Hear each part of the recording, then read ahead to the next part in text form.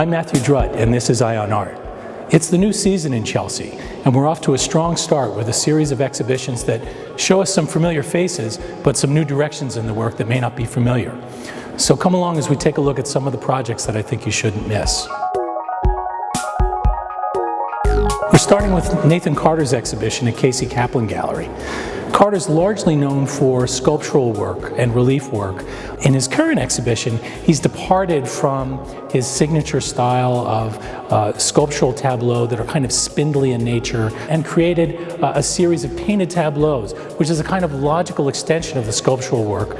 In his current series of paintings, in a show typically entitled by the convoluted name The Fly-By-Night Mega Metro Sub Rosa Turbulent Twister, we're exploring a realm of almost dystopic landscapes, works that refer to post-mining, post-oil drilling kind of culture where cities dwell by the sea, by the water where their agriculture is, but they exist in the sky. They're lifted off the earth. When you look through the show, it has Carter's signature, occasional carnivalesque, light-hearted, semi-abstract feeling to it, and on the other, they're joyful and dystopic at the same time. It's a really great new breakthrough for him.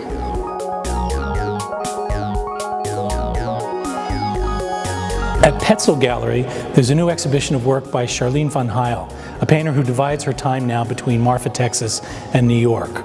She's of a generation like David Humphreys, in her 50s, now firmly established in her career, working in an entirely non-objective abstract language. Her paintings seemingly refer to things like landscapes and territories, but they're actually entirely self-referential. She gives them titles like Black Smile or Skull that I think come after the fact, after the composition suggests something other than itself. This painting's entitled Big Zipper. And it's a really great example of where she has two diverging styles. One, the kind of austere, concrete, geometric pattern that repeats itself, these triangles in gold and black.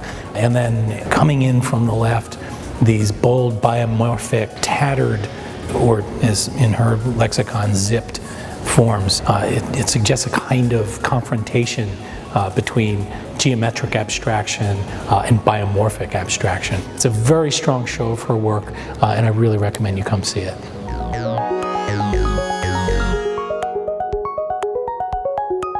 At David Zorner's 20th Street location, they've organized probably the first retrospective of work by John McCracken seen on this coast in a long, long time. McCracken was a California-based sculptor, largely, known for his minimalist planks made of lacquered plywood and fiberglass. One of the things that McCracken was fond of saying about his work was that they don't refer to anything at all, but perhaps they relate to everything. This installation of work, 6 columns, is really exemplary in that regard. It's one of the few installations by McCracken that really takes on this kind of museum space quality presence. They're austere, but they also resonate a kind of joyousness. Not all black works are nihilistic, and these have the ability to reflect back the light and as well as the reflections of the physical space, so it's not entirely monolithic.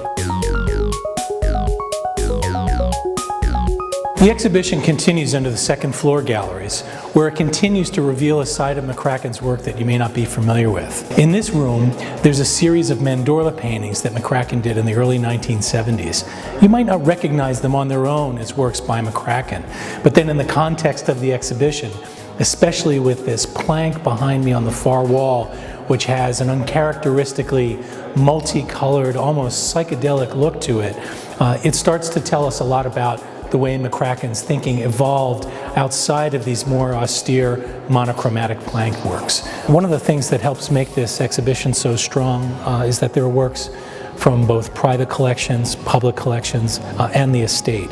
So it's really a seriously curated survey of the material.